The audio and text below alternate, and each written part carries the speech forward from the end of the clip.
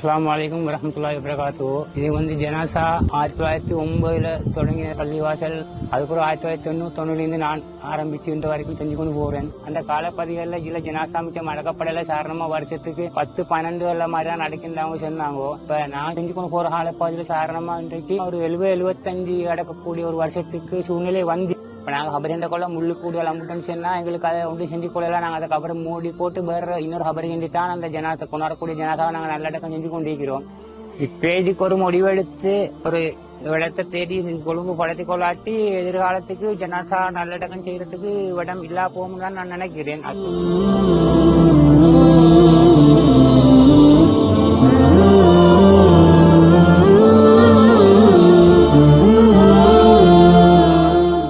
வருடங்களுக்கு முன்னால் எங்களுடைய முன்னோர்கள் மஷாயிகுமார்கள் இடத்தை பள்ளியாக உருவாக்கி அதோடு சேர்த்து கின்தோட்டையில் இடம்பெறுகிற மையத்துக்களை நல்லடக்கம் செய்கிற மையவாடியாகவும் பிரகடனப்படுத்தி தந்திருக்கிறார்கள். காலாகாலம் நல்லடக்கம் செய்யப்பட்டு வருகின்ற எமது மூதாதையர்கள் எமது குடும்பத்தவர்கள் எல்லோரும் இங்குதான் நல்லடக்கம் செய்யப்பட்டிருக்கிறார்கள். கின்தோட்டை வாழ் மக்கள் 100 வருடங்களுக்கு முன்னால் நமக்கு முன்னோர்கள் தந்த அந்த மையவாடிக்கு பின்னால் புதிதாக ஒரு மையவாடிக்கான ஒரு காணியை வாங்குவதற்கு நமக்கு சந்தர்ப்பம் கிடைத்திருக்கிறது. අපි මේ ආරම්භ කිරීමට යන මේ ව්‍යාපෘතිය ගින්තොට ග්‍රාමයේ ඉතිහාසයෙන් ලියවෙන ව්‍යාපෘතියක්. මුහිද්දීන් ජුම්මා පල්ලිය සතවර්ෂ එකහමාරක් ඉතිහාසයක් තියෙන මුස්ලිම් පල්ලියක්. මේ පල්ලියට අයත් භූමි දානය කරන මේ ප්‍රදේශය අවුරුදු 150කට ඉස්සෙල්ලා තියෙන පෙරමාණයම තමයි තියෙන්නේ. ඒ වුණාට මේ ගමේ ජනගහනය ශීඝ්‍රයෙන් වර්ධනය වෙන අනුපාතයත් සමග භූමි දාන කටයුතු කිරීමේ අපහසුතාවය ඇති වෙලා තියෙනවා. ඒ අපහසුතාවය මගහරවා ගැනීමේ පියවරක් වශයෙන් පල්ලිය එක්කම තියෙන බිම් කොටසත් මිලදී ගැනීමට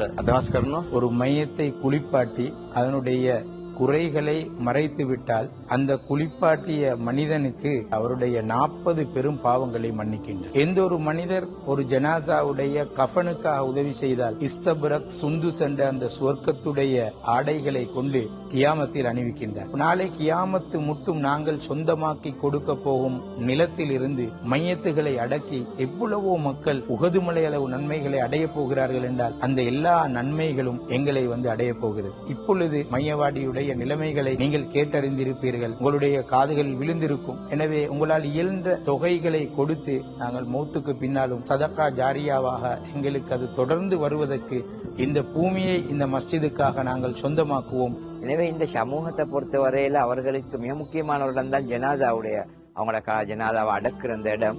அது எல்லாருக்கும் தேவையானது, கின்தோட்டை மக்கள் எல்லாருக்கும் தேவையானது. எனவே இதுக்கு அல்லாஹ் தஆலா ஒரு உதவி ஒன்று செஞ்சிருக்கிறான். இந்த பள்ளிக்கு பக்கத்திலே ஒரு காணி ஒன்றை இதுக்காக வேண்டி கிடைச்சிருக்கிறார். இந்த காணியை பொறுத்தவரையில இது 31 பேச்சஸ் இந்த காணி உள்ளடங்கப்படுவது. இந்த காணியோட மொத்த வருமானம் விலை 3 கோடி 25 லட்சம் செல்லிக்கிறாங்க. எனவே இந்த காணிய இந்த விலைக்கு இந்த இடத்துல இந்த நேரத்துல நாங்க எடுக்கிறன்றது மிகவும் எங்களுக்கு ஒரு சந்தர்ப்பமாக அமைஞ்சிக்கிறது. எனவே இந்த காணியை நாங்க எவ்வளவுக்கு அவசரமா எடுத்துக்கொள்ளணுமோ அவ்வளவுக்கு அவசரமா இந்த காணியை நாங்க இந்த கின்தோட்ட பள்ளி இந்த ஜனாசா மையவாடிக்கு நாங்க கொள்வனவு செஞ்சு கொள்ளணும். நாங்க 1 மாசத்திலே எங்களுக்கு இதை எடுத்துக்கொள்ளலும்டா பெரிய ஒரு வாய்ப்பாக இதை நாங்க அமைச்சு கொள்ளையிலும்.